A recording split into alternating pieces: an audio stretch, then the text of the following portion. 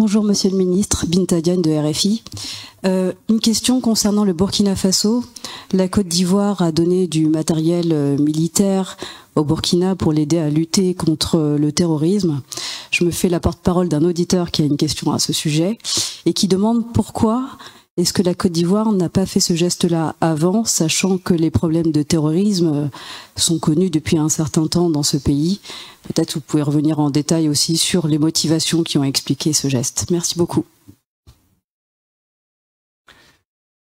Je ne sais pas quelles sont vos sources. Je note que vous êtes affirmative sur la question.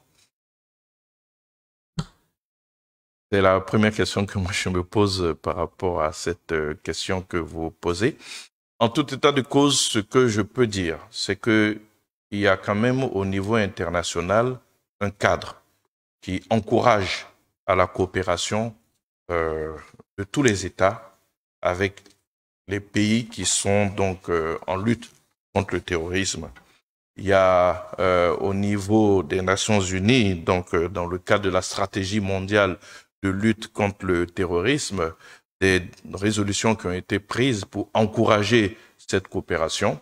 Même au niveau de la CEDEAO, il y a eu un protocole qui a été donc également pris afin de faciliter cette coopération entre États qui luttent contre le terrorisme. Et quand nous descendons à une échelle plus petite, vous avez l'initiative d'Accra qui regroupe un certain nombre de pays qui sont aux prises donc avec cette lutte contre le terrorisme. C'est autant de cadres qui permettent donc la coopération, parce que on le dit, c'est trivial aujourd'hui, aucun pays ne peut lutter seul contre le terrorisme. C'est un combat asymétrique qui nécessite donc une grande solidarité donc des différents pays.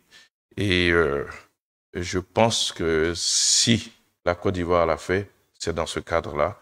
Et la Côte d'Ivoire est pleinement donc dans son droit de le faire, puisqu'elle est conforme à toutes, je dirais, ces indications, à toutes ces recommandations de la communauté internationale.